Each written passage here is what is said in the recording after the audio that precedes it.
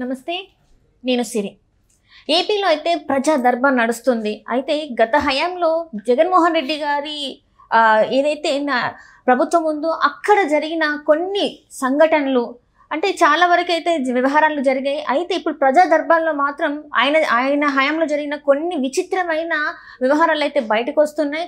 అవి చాలా వరకు కూడా ఆశ్చర్యాన్ని కలుగజేస్తున్నాయి. సో అవి ఏంటి అనేది మనకి వివరించడానికి మనతో పాటు ఉన్నారు ప్రముఖ senior journalist, political analyst CS Rao garu. నమస్కారం సార్. నమస్తే సార్, ఇప్పుడు చూస్తుంటే ఏపీలో అయితే ప్రజా దర్బార్ నిర్వహిస్తున్నారు. అక్కడ ఏంటంటే గత ప్రభుత్వ హయాంలో జరిగిన కొన్ని వ్యవహారాలు అయితే బయటకు వస్తున్నాయి.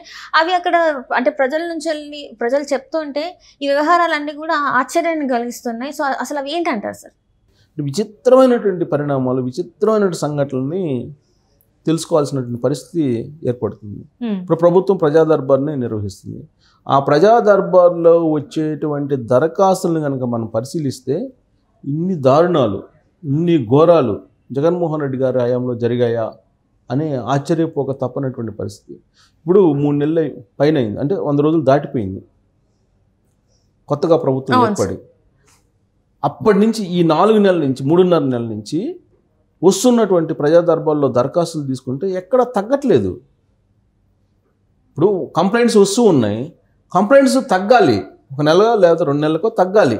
కానీ సమయం గడిచే కొంది ఇంకా కంప్లైంట్స్ జగన్మోహన్ రెడ్డి గారి ప్రభుత్వం మీద పెరుగుతూ ఉన్నాయి. విచిత్రమైనటువంటి పరిణామం ఇది. అంటే ఇన్ని రకాల సమస్యలు, ఇన్ని రకాల చిత్రాలు జగన్మోహన్ రెడ్డి గారి హయాంలో జరిగాయి అని చెప్పి ఆశ్చర్యపోక తప్పనటువంటి పరిస్థితి. వాటిల్లో ఒకటి నేను అబ్జర్వ్ చేస్తున్న రోజు అత్యంత దారుణమైనటువంటి చిత్రం ఏంటంటే, ఒక అమ్మాయిని వాళ్ళ తండ్రి, వాళ్ళ బాబాయ్, వాళ్ళ పెదనాన్న ముగ్గురు కలిసి ఆ అమ్మాయిని అత్యాచారం చేస్తున్నారంట. గత కొన్ని సంవత్సరాల నుంచి, దాదాపు సంవత్సరం నుంచి.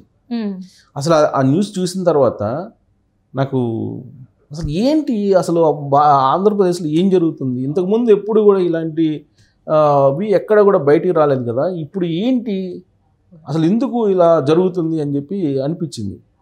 వాళ్ళ అమ్మ వచ్చి కంప్లైంట్ చేసింది, ఇలా జరుగుతుంది తన బిడ్డకి, వాళ్ళ తండ్రి రేప్ చేస్తున్నాడు, వాళ్ళ బాబాయ్ రేప్ చేస్తున్నాడు, అంటే మరిది వాళ్ళు రేప్ చేస్తున్నాడు, మా బావ రేప్ చేస్తున్నాడు అని చెప్పి ఆవిడ వచ్చి కంప్లైంట్ చేసింది.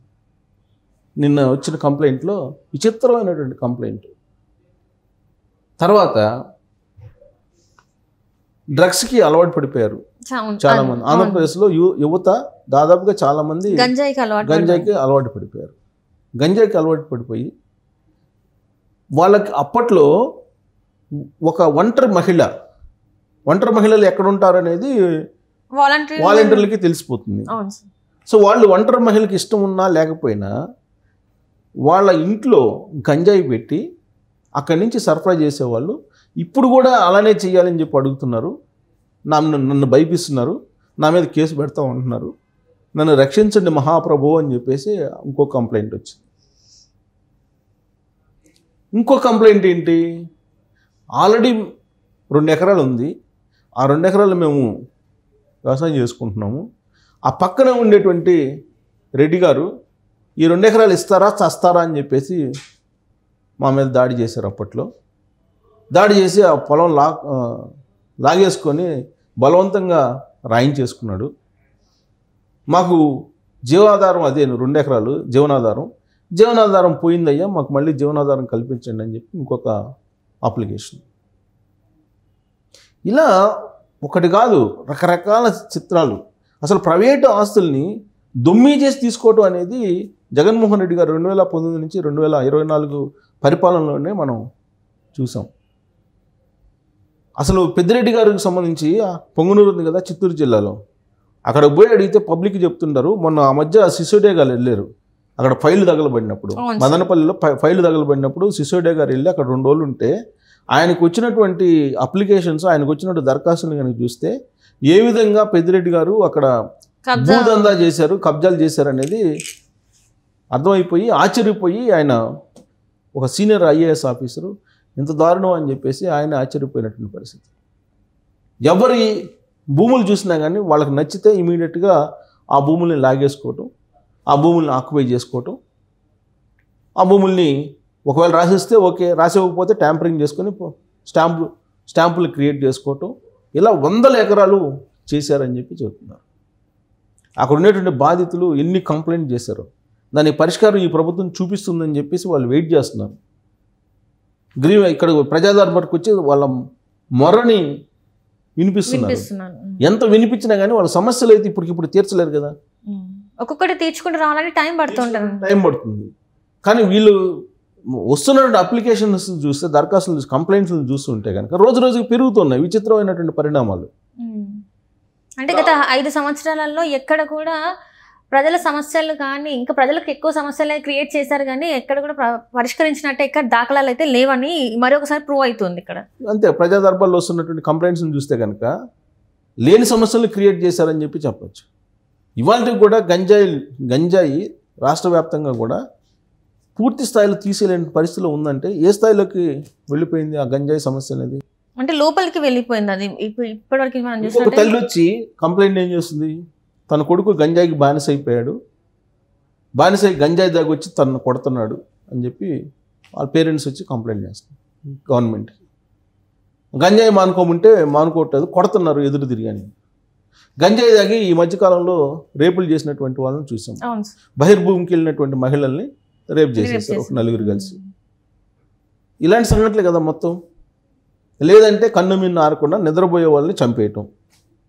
జగన్మోహన్ రెడ్డి గారి హయాంలో జరిగినటువంటి ఒక సంఘటన మరిచిపోలేనటువంటి భయంకరమైన సంఘటన ఏంటంటే, వాళ్ళ సిస్టర్ని స్కూలుకు పోతుంటే ఏదో అతను అడ్డగిచ్చంటే ఎదురు తిరిగాడు ఇతను. వాళ్ళ బ్రదర్ అడ్డం తిరిగితే అతను నిద్రపోతున్న సమయంలో పెట్రోల్ పోసి కాల్ చేశారు. వాళ్ళ సిస్టర్ని వైఎస్ఆర్ కాంగ్రెస్ పార్టీ వాళ్ళకి సంబంధించినటువంటి వాళ్ళు ర్యాగింగ్ చేస్తే లేదా లైంగికంగా వేధిస్తుంటే వాళ్ళ బ్రదర్ అడ్డుకున్నాడని చెప్పేసి నిద్రపోయేటువంటి అతన్ని పెట్రోల్ పోసి తగలబెట్టారు. అలాంటి సంఘటనలు జగన్మోహన్ రెడ్డి గారి పరిపాలనలోనే చూసాం మనం. ఇప్పుడు తాజాగా వస్తున్నటువంటి కంప్లైంట్స్లు చూస్తే రకరకాలు విచిత్రాలు రకరకాలు ఉన్నాయి. దాంట్లో భూ కబ్జాలు అవే మనకు కనపడుతున్నాయి. అవి కాకుండా చాలా ఉన్నాయి ఫ్యామిలీకి సంబంధించినటువంటి ఇష్యూలు. ఆ రోజున ఎలక్షన్ ముందు పవన్ కళ్యాణ్ గారు ఒకటి చెప్పారు, ఒంటరి మహిళలను టార్గెట్ చేశారు వాలంటీర్లు, టార్గెట్ చేసి ఇన్ఫర్మేషన్ తీసుకొని వైఎస్ఆర్ కాంగ్రెస్ పార్టీ వాళ్ళకి ఇస్తున్నారు, వాళ్ళు ఆ ఒంటరి మహిళల మీద దాష్టికాలు చేస్తున్నారు, ఎవరు లేని సమయంలో తలుపులు తట్టి వెళ్తున్నారు అనేది చంద్రబాబు నాయుడు గారు కూడా చెప్పారు. అప్పట్లో 30,000 మంది కిడ్నాప్ అయ్యారంటే వాళ్ళు ఎడిపోయినట్టు. ఆ రోజు పవన్ కళ్యాణ్ గారు ప్రశ్నించారు కదా, 30,000 మంది యువతులు లేడీస్ కిడ్నాప్ అయ్యారంటే వాళ్ళు ఎక్కడికి పోయారు? అది కూడా కడప జిల్లాలో, కర్నూలు జిల్లాలో ఎక్కువ మంది కిడ్నాప్ అయ్యారు, అదృశ్యమయ్యారు ఎక్కువ మంది. వాళ్ళు ఎటుపోయారు అనేది పవన్ కళ్యాణ్ గారు ప్రశ్నిస్తే ఆ డేటా తప్పు అని చెప్పేసి కిడ్నాప్ అయినటువంటి వాళ్ళ సంగతి నువ్వు చెప్తున్నావు, మళ్ళా వాళ్ళు వచ్చినటువంటి వాళ్ళ సంఖ్య మీరు చెప్పట్లేదని చెప్పి ఆయన మీద ఎదురుదాడికి దిగారు అప్పట్లో.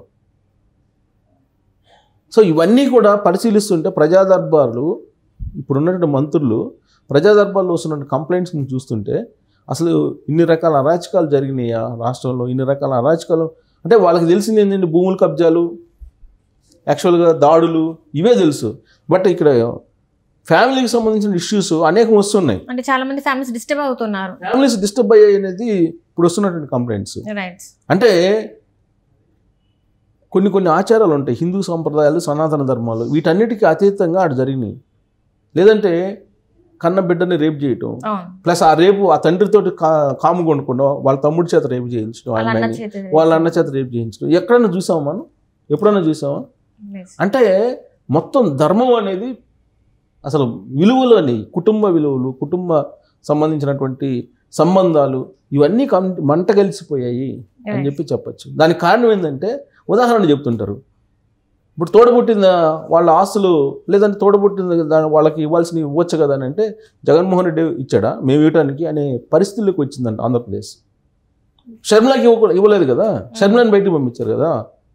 తల్లిని చూసుకోరా అని ఎవరన్నా పెద్దోళ్ళు చెప్తే జగన్మోహన్ రెడ్డి చూస్తున్నాడా తల్లిని మేము చూడటానికి అని చెప్పి వాళ్ళు ప్రశ్నించేటువంటి పరిస్థితికి వచ్చారు. ఆంధ్రప్రదేశ్లో ఉండేటువంటి కుటుంబంలో ఉండేటువంటి యువకులు అంటే ఇలాంటి పరిస్థితికి వచ్చారు. తర్వాత జైలుకు పోతారా అని తప్పు చేయమాక అంటే జగన్మోహన్ రెడ్డి గారు జైలుకి పోతే నేను పోతే తప్పు ఉందా, జగన్మోహన్ రెడ్డి జైలుకి పోయి సీఎం కాలేదా అనేటువంటి పరిస్థితికి ఆంధ్రప్రదేశ్ యువత ఆంధ్రప్రదేశ్ సమాజం వచ్చిందని చెప్తున్నారు. నువ్వు అవినీతికి పాల్పడమాకు అని అంటే జగన్మోహన్ రెడ్డి అవినీతి పాల్పడి తప్పు లేదు, నేను అవినీతి పాల్పడి తప్పు వచ్చిందా అని చెప్పి ఎదురు ప్రశ్న. అంటే వీళ్ళ మంచికి రోల్ మోడల్ కాకుండా ఇలాంటి వాటికి రోల్ మోడల్గా జగన్మోహన్ రెడ్డి గారు నిలిచారని అనుకోవచ్చు అంటున్నారు. జగన్మోహన్ రెడ్డి గారు ఏమంటున్నారు, తప్పు చేస్తే మొన్న నా మధ్య ఒక లీడర్ చెప్పారు కదా, తప్పు చేశారంటే తప్పు ఒకటే కదన్నా, ఒక తప్పుకి ఏముందన్నా, దానికి ఏముంది, ఒక తప్పు చేయిస్తే తప్పేముంది అనేటువంటి యాంగిల్లో ఆయన మాట్లాడుతున్నప్పుడు యథా రాజా తదా ప్రజ. అలా 2019 నుంచి 2024 వరకు అసలు అదొక ప్రత్యేకమైనటువంటి క్యాలెండర్ అనుకోవాలి ఆంధ్రప్రదేశ్ సమాజానికి. సో ఇప్పుడు యూత్ అంతా కూడా అదే చెప్తున్నారు. ఎవరైనా అడిగితే అందరూ రోల్ మోడల్గా జగన్మోహన్ రెడ్డి గారిని తీసుకున్నారు. నువ్వు అటు మాట్లాడద్దు అబద్ధాలు అంటే ఈ జగన్మోహన్ రెడ్డి అబద్ధాలు చెప్పట్లేదా అంటున్నారు. ఇలాంటి పరిస్థితికి ఆంధ్రప్రదేశ్ సమాజం వస్తే వస్తున్నటువంటి కంప్లైంట్లు కూడా అవే. Thank you so much. Thank you.